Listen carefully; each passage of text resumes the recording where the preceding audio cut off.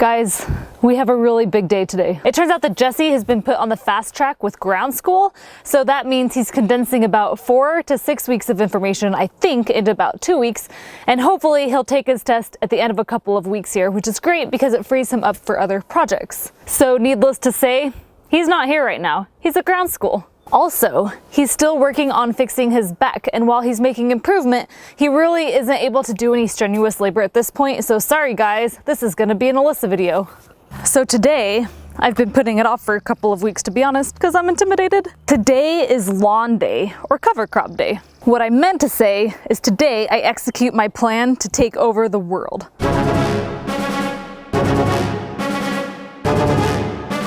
I mean, that and planting a cover crop, it's pretty much the same thing in my book. If you missed our last couple of videos, check them out in our full gardening playlist.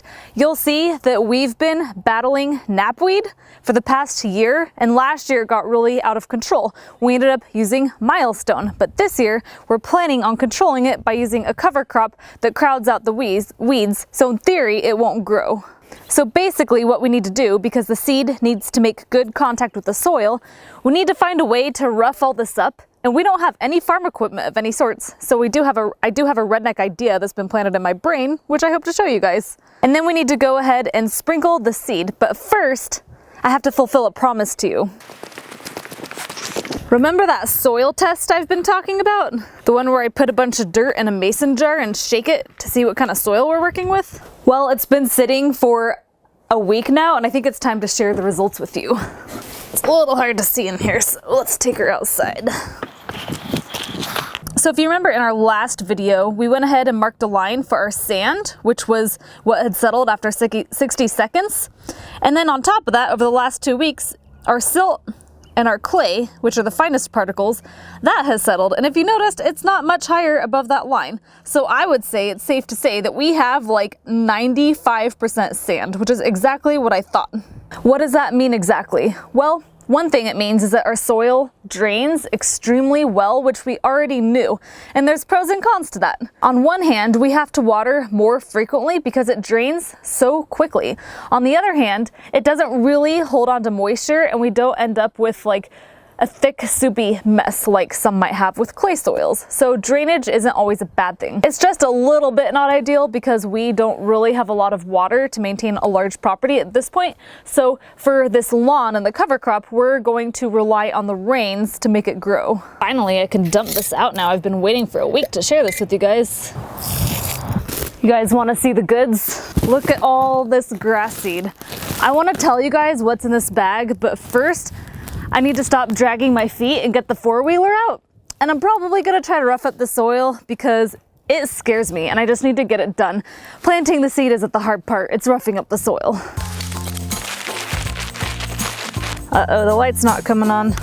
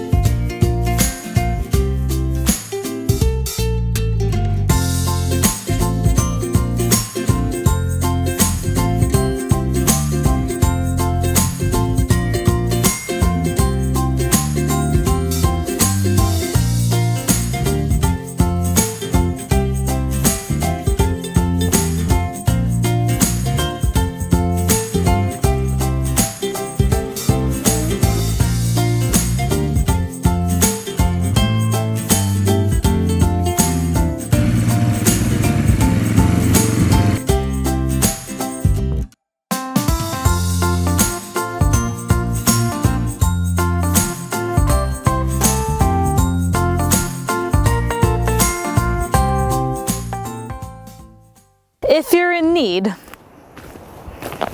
I do have to say that the four-wheeler rocked pallet worked pretty well. The stoned pallet, yes! It would probably work a little bit better with the ratchet straps tying the rock down, but meh, it's okay. I just went really fast so they didn't have time to fall off. So I think what I'm gonna do next is do a little bit of landscape raking on the areas I wasn't able to reach with the four-wheeler. I have no idea if this is necessary or not, but I only want to seed once, so we'll try to do it right. I'll also leave some areas untouched just for a nice healthy case study. First, I do have the right to brag. Look at this. That's turned up soil right there. I'll make sure to shoot it from above so you guys can see, but looks pretty dang good to me.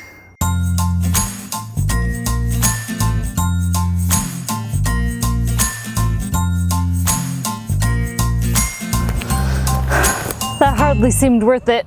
There's so many rocks that I wasn't really able to penetrate the ground with the landscape rake, but I did realize that there's a ton of dead knapweed just chilling on the surface. So I probably don't need to go around trying to clean up after nature, but hopefully we could burn off this baby soon. I'm taking a moment to decide where else we want to plant seed and where else we want to attempt disrupting the soil or roughing it up a little bit. That was the main spot where most of the knapweed is, and that seems the best spot to actually have a lawn of some sorts and a large area of something that we can maintain. But we also have this area over here. We disrupted this soil a lot last year. If you remember, this is where we dug the original footings for the barn slash house until we realized that we want to put it in the hillside because this property gets so hot. So that's one of the places where knapweed grows, is an area where you've recently disrupted the soil. So we had a lot of it in this area last year. That said, if we begin construction on our house, we're probably going to be moving excavators and cement trucks through this area. So I don't know how much I should exhaust myself trying to rough this soil up. So I might just sprinkle some seed to see if she sticks. You knapweed. This is knapweed. It's dead, but it's still knapweed. We also have a fair amount of knapweed on our hillside here, but it's not really an area that I can rough the soil up. So I think I'm just gonna sprinkle some leftover seed over the hillside and see what happens. All right, guys, are you ready? I think I'm ready. This might be a little premature, but I got stuff to do today, so let's get the show on the road, shall we? I've been researching cover crops for, I don't know, 3 weeks or so, and I wasn't sure what to plant because the answer is not obvious if you're a beginner. However, I talked with some local farmers. I also found a couple of handy charts on the internet. I'll probably link to 1 or 2 of them, but basically there are charts to help you determine what type of cover crop to plant based on your goals and based on your conditions. For example, whether you have a lot of sun, whether you're in an area with drought, how deep you're able to plant the seed, how tolerant that seed is to various weather, whether you're looking for a lot of bulk or green manure or looking for nitrogen fixers. Also, how tall do you want the crop? For us, we didn't want anything super tall. How much water does it require? For us, we wanted something that we could pretty much manage with the rain alone since we don't have our system set up to maintain a large area.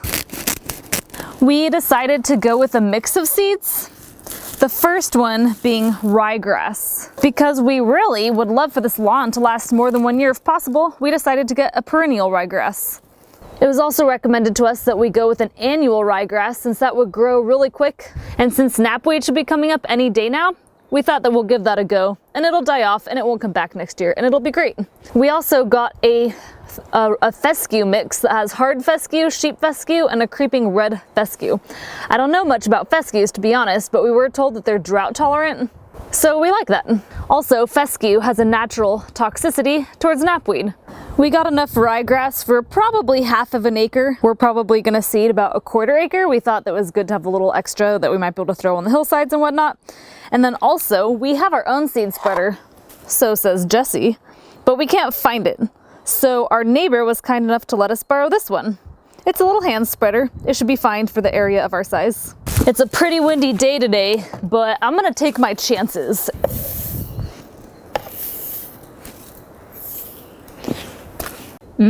Look at those beauties.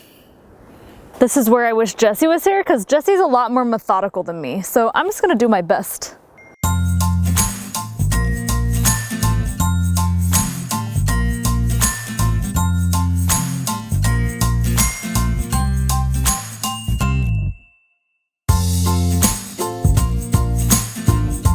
That's more tiring than it looks. Hold on. I'm very thankful that this was given to us to use. However, it's definitely not ergonomic, so I got a little bit of a wrist cramp going on, but you know what? It's okay. I think if you're working with a large area of land, seeding with a little hand seeder isn't the way to go, but we made do. The other piece of advice I got was to fertilize. And guys, guess what? The results for a soil test came back. In fact, at our local feed and grain store, there's a fertilizer guy, and he's pretty good at interpreting results of soil tests. And he is willing to help pick out the best fertilizer for you, or potentially make a custom one based on the results of your soil test. Time to fire up the four-wheeler, and Jessie should be back any minute now. Speaking of the devil. What's up? How's class? Oh, you know. Intense? It's pretty chaotic, to be honest. Yeah. Yeah. Does Jessie approve of my work is the question. Pretty good. Kind of missed out on the fun, didn't I? Yeah. Looks like you had a good time. Yeah. Hopefully Jessie will be back at it in, I don't know. Watch out. Today would be nice, but realistically a month? I don't know. Tomorrow, today, next week, I don't know. I want to play. Tired of being a cripple. Time to study. Time to be a student. Yeah. Somebody got to fly the drone. Yeah. And I'm studying to be a pilot, so I volunteer. Totally. I think we should end on some drone footage. I think we should get the loop-the-loops from the air. Heck yeah. The thing about starting a homestead from scratch when you have little to no prior experience is that it's all one big adventure. All you can do is your research, avoid analysis paralysis, and hope for the best. And that's what we're doing with this cover crop experience. If we get any amount of green stuff sprouting, we'll consider it a job well done. Give ourselves a pat on the back and strive to do even better next year.